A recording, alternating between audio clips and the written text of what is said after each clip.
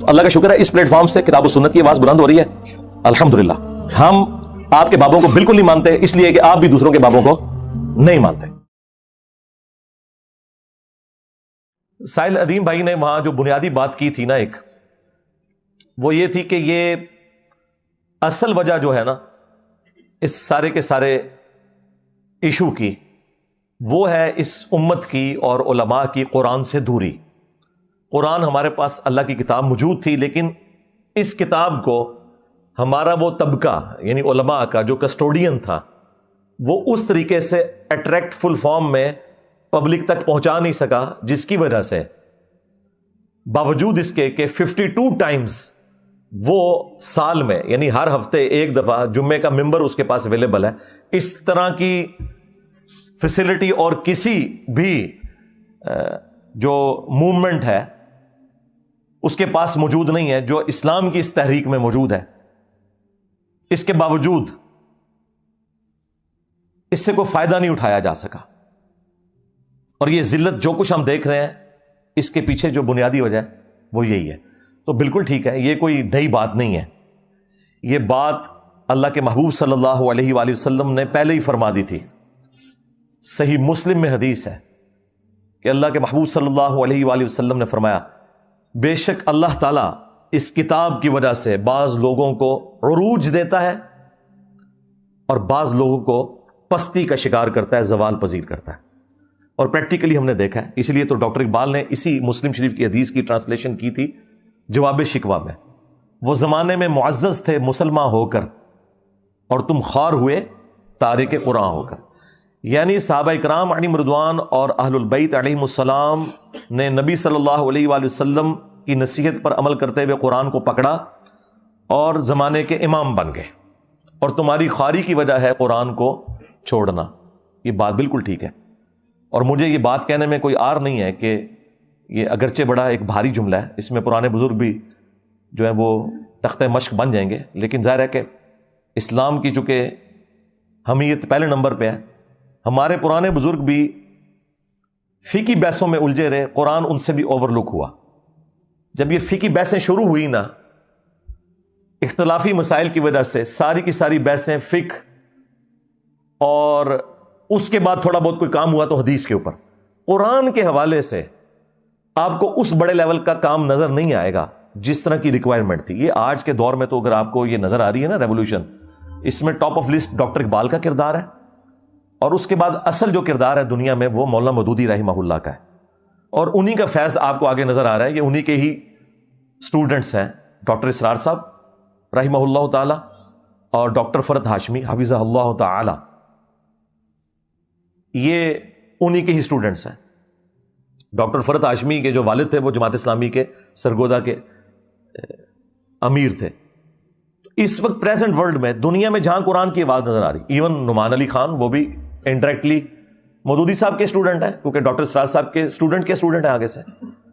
تو دنیا میں جہاں کہیں آپ کو قرآن کی آواز اس وقت نظر آ رہی ہے نا، اس کے پیچھے مودودی صاحب کی خدمات ہیں.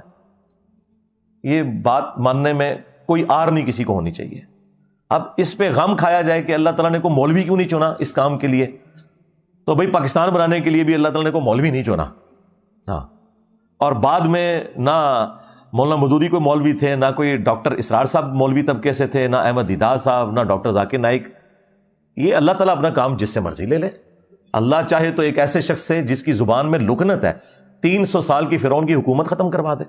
وہ اللہ نے اپنی پاور شو کرنی ہوتی ہے نا، تو یہ اللہ کے فیصلے ہوتے ہیں. تو یہ ڈاکٹر اقبال کا جو شعر ہے یہ مسلم شریف کی حدیث کی ٹرانسلیشن ہے. وہ زمانے میں معزز تھے مسلمان ہو کر اور تم خوار ہوئے تارک قرآن ہو کر. یہ بات بالکل ٹھیک کی سائل ادیم نے، اور اللہ کے محبوب صلی اللہ علیہ وآلہ وسلم کی تربیت اللہ تعالیٰ نے قرآن میں خود کر دی تھی.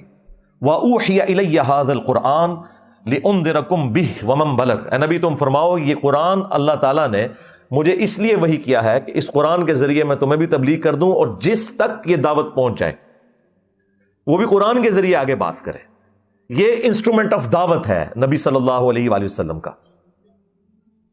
یہ پچھلے ویک کو میں نے جو سویڈن میں یہ گستاخی ہوئی ہے اس پہ میں قرآن کے اوپر آلموسٹ 1 گھنٹہ بولا ہوں.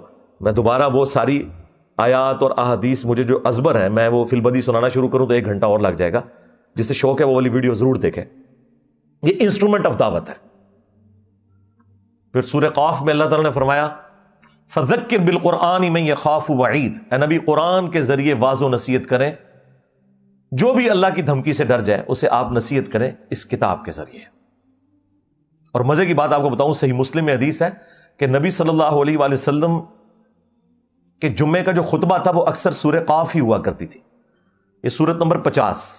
ایک ہے سورت الکہف جو اصحاب الکہف والی ہے، وہ 18 نمبر ہے، وہ جمعے کے وظیفے میں آتی ہے. مستدرک للحاکم میں صحیح سند سے حدیث ہے کہ جو کوئی پڑھ لے اسے تو اگلے جمعے تک اللہ تعالیٰ کی طرف سے ایک نور اس کے لیے مقرر ہو جاتا ہے.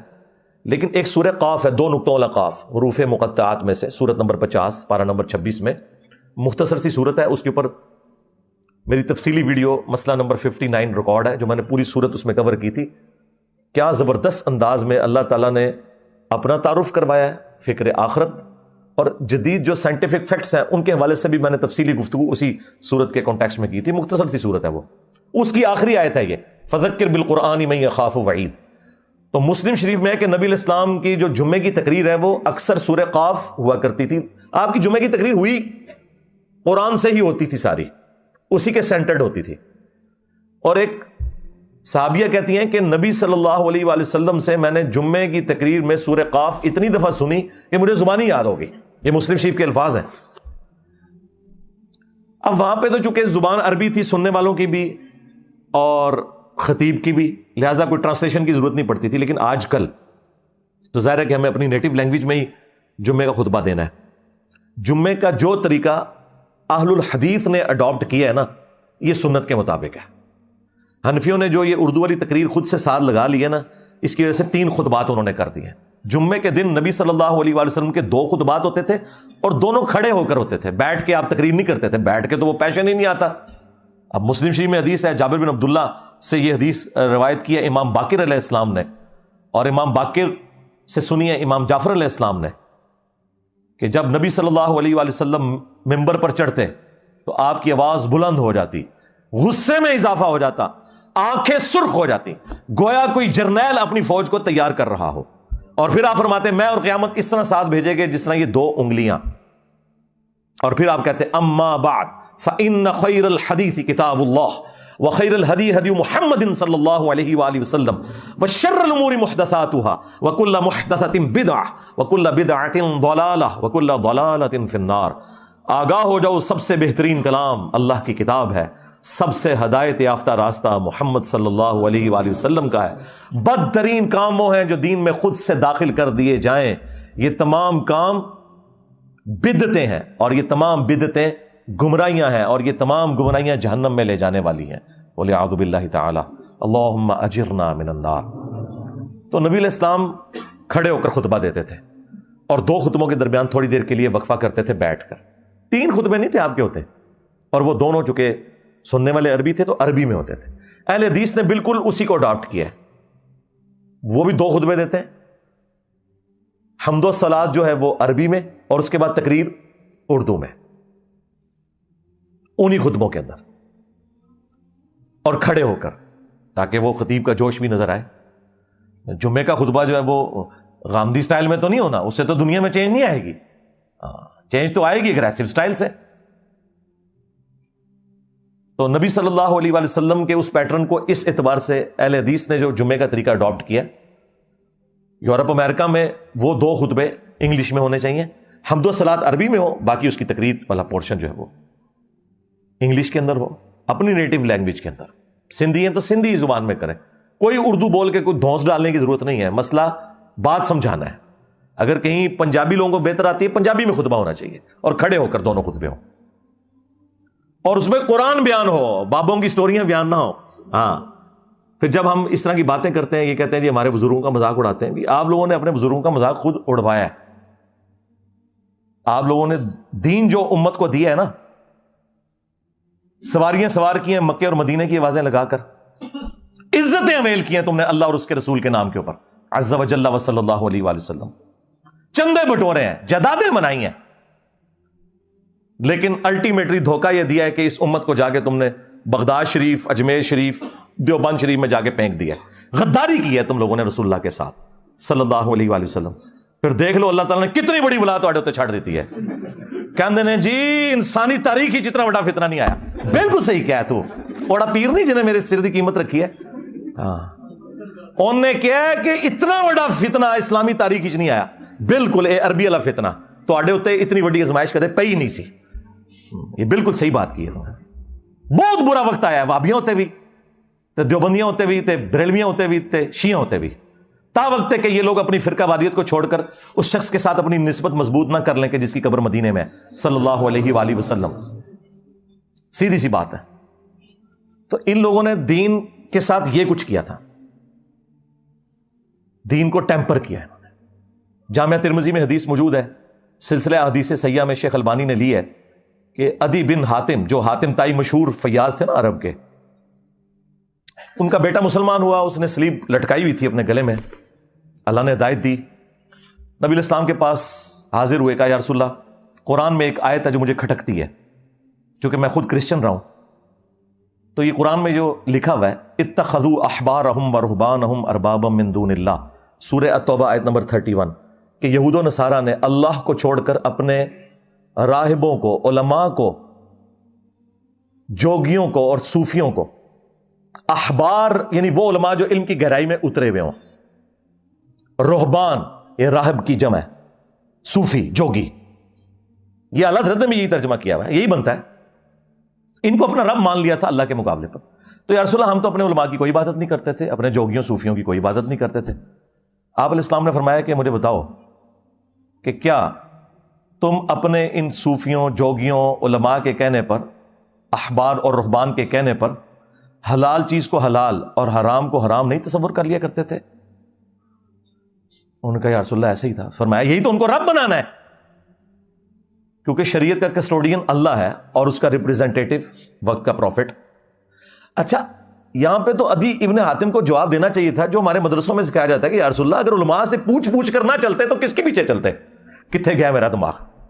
دیکھو جب عدی ابن حاتم سے حضور یہ کہہ رہے تھے کہ تم اپنے علماء اور بزرگوں کے کہنے پر حلال کو حلال اور حرام کو حرام نہیں مان لیتے تھے, تو ان کو کہنا چاہیے تھا یا رسول اللہ ڈگری تے ہونا کول ہے نا, وہی دسن گے منو دین, میں تو جاہل ہوں, میں نے تو علماء سے پوچھ کے ہی چلنا تھا نا. اس کا مطلب ہے اللہ کے نبی کیا کہہ رہے تھے کہ علماء سے پوچھ کے ضرور چلو لیکن دلیل بھی دیکھو, اور اگر کوئی بڑے سے بڑا مولوی بھی قرآن و سنت کے خلاف بات کرے تو تمہیں چھوڑ دینا چاہیے تھا. اور یہ سیم بات قرآن میں بھی لکھی ہوئی ہے, ایتونی بکتاب من قبل ھذا او اثارۃ من علم ان کنتم صادقین. نبی ان کافروں سے کہو کہ اگر تم اس قرآن کو نہیں مانتے نا, لاؤ اس سے پہلے کوئی اور کتاب جو اللہ کی طرف سے نازل ہوئی ہو, یا انبیاء کے آثار یعنی احادیث یا سنت, ان سے مجھ سے آ کے بات کرو. یہ کیا بات ہوئی کہ بزرگوں نے فرما دیا اور ہمارے بابوں نے کہہ دیا؟ لاؤ کتاب, یعنی اللہ کے نبی علیہ السلام کو بھی یہ سکھایا گیا آپ نے ان سے کتاب ڈیمانڈ کرنی. ایتونی بکتاب من قبل ھذا, ایک کتاب مانگنی, دوسری کیا او اثارۃ من علم, یا علم کے آثار, سنت, کتاب اور علم. تو یہی تو ہم نے عرض کیا کہ نام ہے بابی, نام ہے بابی, میں ہوں مسلم علمی کتابی, علمی کتاب بھی. ایتونی بکتاب من قبل ھذا او اثارۃ من علم ان کنتم صادقین. یہاں آپ لوگوں کو بتایا نا جناب کہ یہ لکھا ہوا ہے جی قرآن و سنت میں, آگے سے جناب پڑھ جاتے ہیں اور کسٹوڈین دین کے بنے میں. آپ اندازہ کریں, آپ فزکس کے پروفیسر کو تو بھری کلاس میں یہ کہہ سکتے ہیں کہ حضرت یہ جو آپ نے فارمولہ لکھا ہے کتاب میں اس طرح نہیں ہے, وہ آپ سے نہیں لڑے گا, وہ کہے گا تھینک یو بیٹا. مولوی کیا کہے گا؟ پھینک دیو. مولوی کا ایٹیچیوڈ کیا ہوگا؟ آپ کو علماء سے بات کرنے کا طریقہ ہی نہیں آتا, نال 3-4 ویسے ہی پڑھتی کی تھے انہوں نے سجے کبے. یا پھر اینڈ پہ جب زیادہ غصہ آئے گا نا, آپ ذرا کمرے میں تشریف لیں. واہ واہ, اللہ دے بندے ہو, تقریرا کر دو باہر اوپر مجمع, سوال پوچھنے سے کمرے میں تشریف لیں. کوئی جواب ہی نہیں آتا ہوتا, اور کمرے چ نہ جانا, مہربانی کریے. انہوں کو تقریر باہر کی تھی جناب, تو جواب بھی باہر دو گے. ہمیں تو بڑا بتایا کہ حضرت عمر سے پبلکلی لوگوں نے جب پوچھا حضرت سلمان فارسی نے کہ آپ نے کرتا کیسے سلوایا ہے, وہ کمرے میں جا کے تو نہیں پوچھا تھا, تقریرا کر دو باہر, تے سوال دے دو جواب اندر. تو یہ ان کا ایٹیچیوڈ قرآن و سنت کے بالکل منافی ہے, ان کا کوئی لینا دینا نہیں میرے بھائی. یہ افسوس کی بات ہے کہ اگر آپ کو اچھے نان چاہیے تو 10 نان بھائیوں کے پاس جائیں تو کوئی ایک اچھا مل ہی جائے گا. اچھا کپڑا چاہیے تو 10 دکانوں پہ پھریں ایک آدھ اچھا کپڑا کی دکان مل ہی جائے گی، لیکن آپ 10 مدرسے گھومیں نا اور آپ کہیں کہ مجھے کوئی دین مل جائے صحیح والا، تو افسوس کے ساتھ دین آپ کو مدرسے سے نہیں مل رہا ہوگا، دین آپ کو ڈاکٹر سار سے مل رہا ہوگا، مولانا مودودی سے مل رہا ہوگا، احمد دیداس سے مل رہا ہوگا۔ یہ کتنا بڑا علمی ہے۔ بس یہ وہی ہے جو صحابہ کرام کو بھی اللہ تعالیٰ نے دھمکی لگائی تھی، اگر تم نے دین کا کام چھوڑ دیا تو ہم تمہیں ختم کر کے پھر ایسی امت لے آئیں گے وہ کسی ملامت کرنے والے کی پرواہ بھی نہیں کرے گی، وہ اس کی کمٹمنٹ اللہ کے ساتھ ہوگی۔ تو سیدھے شاہی کوئی نہیں ہو۔ اور میرا تو یہی خیال ہے کہ یہ مولویوں سے اللہ نے ہاتھ اٹھا لیا، پہلے تو صرف ہاتھ اٹھایا سی نا، ہوں جناب میرے ہاتھ کے ذریعے گاٹے پکڑوا لینا، صرف پہلے ہاتھ چکیا ہوا سی۔ اللہ تعالیٰ اپنے بندوں سے کام لیتا ہے جی دین کا، اس طرح دستاریں پہن کر، جبوں اور کبوں سے مشکل مشکل عربی الفاظ بول کر، عربی اشعار پڑھ کے، یہ اس طرح کو دنیا میں نہ تبدیلی آتی ہے، نہ اللہ تعالیٰ کو اس طرح کے مسلمان مطلوب ہیں کہ وہ اس قسم کی روش کو اختیار کریں کہ ہمیشہ پرابلم اینڈ کے اوپر کھڑے ہوں۔ آپ دنیاوی پروفیسر سے پوچھتے ہوئے نہیں ڈرتے، ان سے آپ ڈرتے ہیں۔ اور پھر ان کے اندر تکبر دیکھیں کتنا بھرا ہوا ہوتا ہے، کتنا تکبر ان کے اندر بھرا ہوتا ہے۔ ان کے پاس آخری اربا پتہ کیا ہوتا ہے؟ اور جی آپ کے پاس تو ڈگری نہیں ہے، آپ بات ہی نہیں کر سکتے۔ اور اپنی ڈگری کا ان کا یہ حال ہے کہ دیوبند کے مفتی کو بریلویوں کا بچہ بھی کہتا ہے گستاخ رسول نے جنمی، اے تہاڈی کتے دی بھی اوقات نہیں تہاڈی ڈگری دی۔ جب ایک عام بریلوی دیوبندیوں کے مفتی کو کہہ دے کہ یہ جنمی اور گستاخ ہے، ڈگری کیا وہ تو اسے مسلمان بھی ماننے کے لیے تیار نہیں ہے، تو یہ اوقات ہے۔ اور ایک عام دیوبندی ڈاکٹر طاہر القادری صاحب کو کیا ولی اللہ مانتا ہے، عالم مانتا ہے؟ گمراہ کہتے ہیں، بریلویوں کے بزرگوں کو گمراہ کہتے ہیں۔ تو یہ ٹوٹل ان کی ڈگری کی اوقات ہے کہ ایک دوسرے کو گمراہ سمجھتے ہیں۔